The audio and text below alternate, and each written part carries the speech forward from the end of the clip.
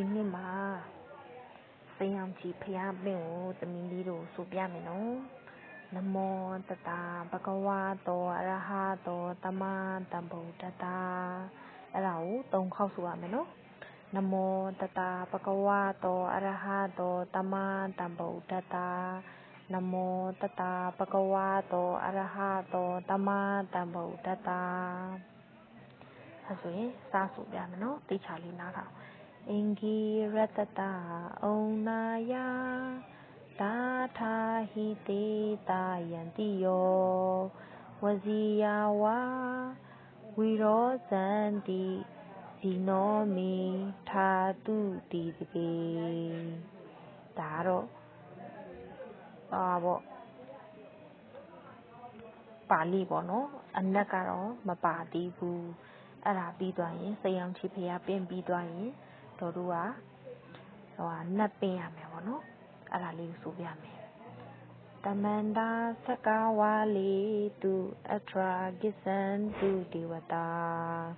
တတမံမုနိရာဇတတုနံတုတခမောက္ခဒံဓမ္မတဝနာကာလောအယံဗဒန္တာဓမ္မတဝနာကာလောအယံဗဒန္တာ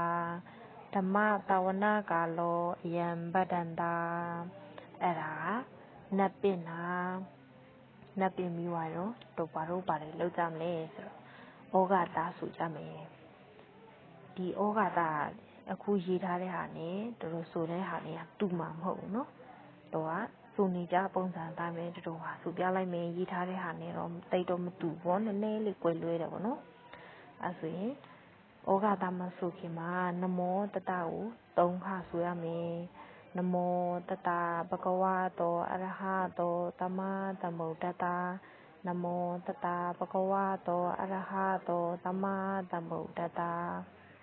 နမောတတဘဂဝါတောအရဟတောသမ္မာသမ္ဗုဒ္ဓတာအပြီးရင်ဩဃတာလို့ဆိုဖို့အတွက်လက်ဥလီချီထားမယ်ပြီးမှဩဃတာဩဃတာဩဃတာကယကံဝစီကံမနောကံတပ္ပဒေါဒခသိန်သောအပြစ်တို့ကိုပျောက်ပါစေခြင်းအကျိုးငါပထမဒုတိယတတိယတစ်ကြိမ်နှစ်ကြိမ်သုံးကြိမ်မြောက်အောင်ဘုရားယတနာတရားယတနာတန်ခါယတနာယတနာမြတ်သုံးပါးတို့နှင့်မိဘဆရာသမားတို့ကိုအယိုအသေးအလေးအမြတ်လက်စုံမိုး၍ရှိခိုးပူဇော်ဖူးမြော်မှန်းလျှော့ကတော့ပါဤရှင်ဖျားအဲ့လိုဆိုပြီးွားပြီဆိုတာနဲ့ကိုကဥသုံးချိန်ချရမယ်နော်ထီချင်း၅ပါးနဲ့ညီအောင်လို့ဥသုံးချိန်ချရမယ်တကယ်လို့ကိုကလူကြီးသူမတွေကိုကတော့တယ်ဒါမှမဟုတ်လို့ဖျားကိုကတော့တယ်အဲ့ချိန်မှာကိုကိုစုပေးမဲ့လူမရှိဘူးဆိုရင်ကိုကကိုစုတောင်းမယ်နော်အဲ့ဆိုရင်ဤသို့ကတော့ရတော့အကျိုးအားကြောင့်အပေ၄ပါးကတ်၃ပါးရက်ပြည့်၈ပါးရန်သူမျိုး၅ပါးဝိပတိတရား၄ပါးယန္တနာတရား၅ပါးအနာမျိုး96ပါးမိစ္ဆာဒိဋ္ဌိ62ပါးတို့မှာအခါခတ်သိမ်းကင်းလွတ်ငြိမ်းသည့်ဖြစ်၍မတ္တရားဘုတရားနိဗ္ဗာန်ချမ်းသာတရားတော်မြတ်ကိုရပါလို့ဤရှင်ဖျားပြီးရင်ဥသုံးချိန်ချရမယ်ပြီးွားရင်တော်တို့က၅ပါးတီလာတောင်းခံမယ်တီလာတောင်းဖို့အတွက်ဆိုရင်အရင်ဆုံးတောင်းခံရတယ်နော်ဘယ်လိုတောင်းမလဲဆိုတော့အဟံဗန္တိတိတရဏေနသဟပြင်စတိလံဓမ္မံယာစာမိအနုကဟံကတဝါတိလံဒေထမိဗန္တိအဲ့ဒါကိုကပထမတစ်ချိန်တောင်းတယ်နှစ်ချိန်သုံးချိန်အထိတောင်းရမယ်နော်အဲ့ဆိုရင်ဒုတိယံပြီးနော်အဲ့ဒါတောင်းမယ်ဒုတိယံပြီးအဟံဗန္တိတိတရဏေနသဟပြင်စတိလံဓမ္မယာစာမိအနုကဟံကတဝါတိလံဒေထမိဗန္တိတတိယံပြီးအဟံဗန္တိတိတရဏေနသဟပြင်စတိလံဓမ္မယာစာမိအနုကဟံကတဝါတိလံဒေထမိဗန္တိအဲ့ဆိုရင်တီလာတောင်းပြီးသွားပြီ၃ချိန်နော်ပြင်စတီလန်းဆိုတဲ့အနေရာမှာကိုက၅ပါးတီလာကိုတောင်းတာ နော်ငါးပါးသီလတောင်းတယ်ပြီးွားရင်ဘယ်လိုပြောမလဲဆိုတော့နမောတတ3ချိန်ဆိုရမယ်နော်နမောတတဘဂဝါတောအရဟတောသမ္မာသမ္ဗုဒ္ဓတာနမောတတဘဂဝါတောအရဟတောသမ္မာသမ္ဗုဒ္ဓတာနမောတတဘဂဝါတောအရဟတောသမ္မာသမ္ဗုဒ္ဓတာတော့ဒီမှာအနက်အတိတ်တွေကိုမဆိုပြတော့ဘူးနော်တခါတည်းပဲတန်းပြီးမှသီလအဆောက်တည်ဖို့အတွက်တရဏဂုံတည်ကြမယ်အဲဆိုရင်ဗုဒ္ဓံတရဏံဂစ္ဆာမိဓမ္မံတရဏံဂစ္ဆာမိသံဃံတရဏံဂစ္ဆာမိအဲ့လိုဆိုနေတဲ့အချိန်မှာတဲ့ကိုကစိတ်ကိုနစ်ထားရပေါ့နော်တခြားအာယုံမပြတ်ရဘူးတဲ့3ချိန်တောင်းရမယ်အဲဆိုရင်နောက်ဒုတိယတစ်ချိန်တောင်းမယ်နော်ဒုတိယံပိဗုဒ္ဓံတရဏံဂစ္ဆာမိဒုတိယံပိဓမ္မံတရဏံဂစ္ဆာမိဒုတိယံပိသံဃံတရဏံဂစ္ဆာမိတတိယံပိဗုဒ္ဓံတရဏံဂစ္ဆာမိတတိယံပိဓမ္မံတရဏံဂစ္ဆာမိ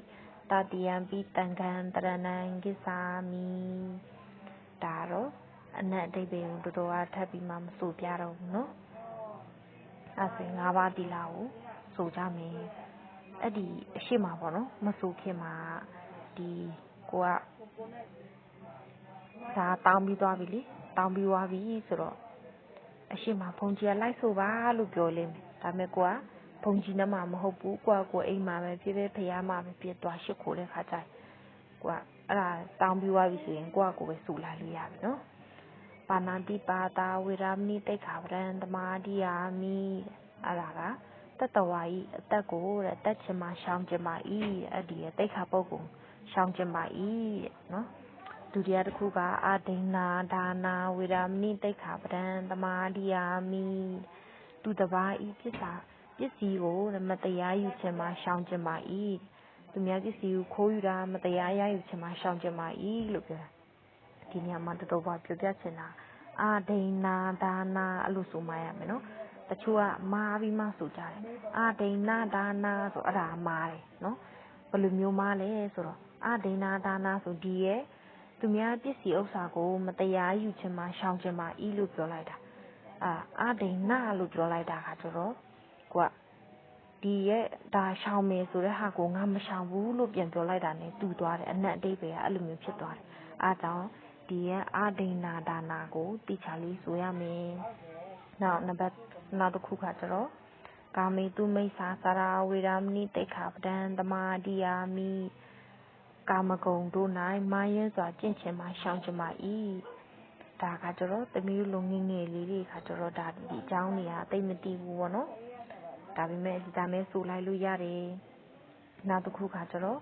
မူတာဝါဒဝေရမဏိတိတ်ခါပဒံသမာဓိယာမိမမှန်သောစကားကိုပြောဆိုခြင်းမှရှောင်ခြင်းမှဤမမှန်တဲ့စကားအလင်းလေးလဲပြတဲ့စကားတွေကိုပြောဆိုခြင်းမှရှောင်ခြင်းပါဤဆိုတဲ့တိတ်ခါပုဂ္ဂိုလ်စောင့်ထိန်ပါမယ်လို့ပြောတာနော်သူရာမီရယမြစ္ဆပမာဒဌာနာဝေရမဏိတိတ်ခါပဒံသမာဓိယာမိမူရဲ့မိရောစီတတ်သောအယက်တိစာတို့ကိုတောက်စားခြင်းမှရှောင်ခြင်းပါဤနော်ဒီရဲ့5ပါးသီလမှာအနှစ်ချုပ်ကဒီရဲ့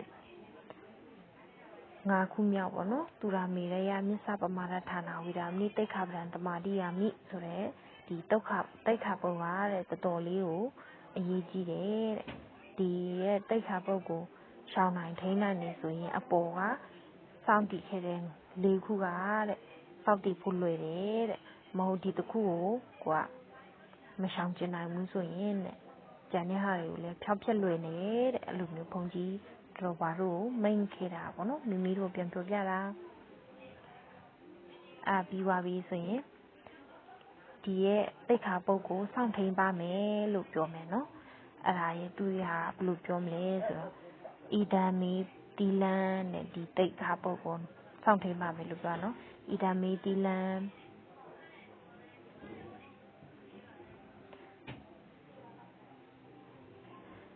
ဒီရဲ့တိတ်ခါပုဂ္ဂိုလ်စောင့်ထိန်ပါမယ်လို့ပြောတာနော်အဲ့ဒါဘုန်းကြီးကပြောပြတယ်ပေါ့တော်တော်ပါလို့ပြီးတော့ဒီရဲ့သူ့ရဲ့အဓိပ္ပာယ်ကဘာလဲဆိုတပည့်တော်ဤတဲ့ဤ5ပါးသီလတည်းတဲ့မဉ္ဇဉ်ဖူဉ္ဇဉ်နိဗ္ဗာန်အားတဲ့ကျေးဇူးပြုသောအကြောင်းအထောက်ပံ့ဖြစ်ပါစေတည်းလို့ပြောတာ